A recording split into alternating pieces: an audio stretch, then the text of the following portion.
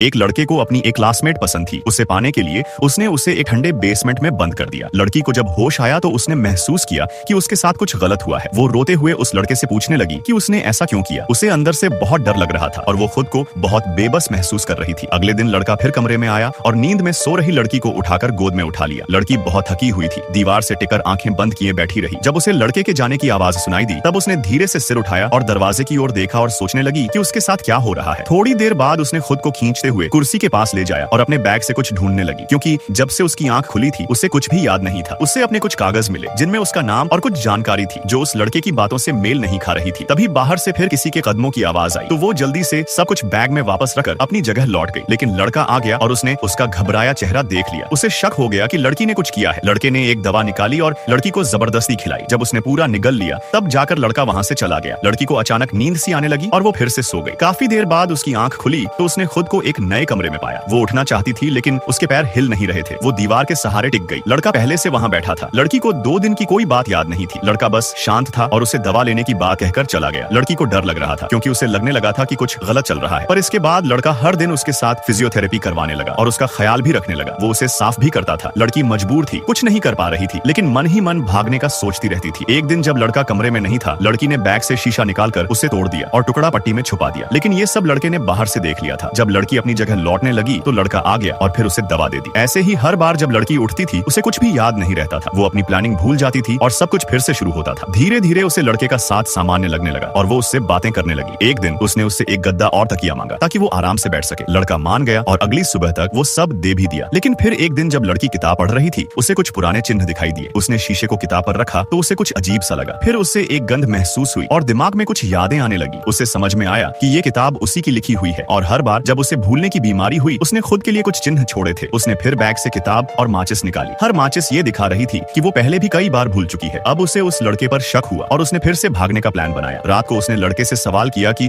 उसने उसे क्यों बंद किया और क्या पहले भी किसी लड़की को रखा है। लड़का गुस्से में सब नकारने लगा, लेकिन फिर सच्चाई बता दी। लड़के ने कहा कि वो दोनों पहले रिलेशनशिप में थे। एक बार एक पार्टी में लड़की को उसके दोस्तों ने जबरदस्ती शराब पिलाई और जब लड़का वहां पहुंचा तो उसने वो सब देख लिया। गुस्से में उसने किसी को मार दिया और लड़की भी सदमे में सब कुछ भूल गई। कानून से बचने के लिए वो लड़की को एक सुनसान जगह ले गया और उसे याद दिलाने की कोशिश करने लगा, लेकिन लड़की को कुछ भी याद नहीं आया। लड़की बहुत रोई। वो ये सब समझ नहीं पा रही थी। दोनों ने एक दूसरे को गले लगाया। सब कुछ जैसे पहले जैसा लगने लगा। लेकिन अगली सुबह जब लड़की उठी तो उसके पास कोई अजनबी आदमी था। लड़की को फिर कुछ याद नहीं था। उसने पास पड़ा शीशे का टुकड़ा उठाया और उस आदमी को मार दिया। फिर भागकर बाहर निकल आई। उसे बहुत दिन बाद आजादी महसूस हुई। वो जानती थी कि उसने खुद को याद दिलाने के लिए किताब में निशान छोड़े थे। हो सकता है कल की बातें भी झूठ हों, बस उसका भरोसा जीतने के लिए कही गई हूँ ताकि वो न भागे। आखिर में उसने एक नाव ढूंढी और पूरी ताकत से उसे पार ले जाने की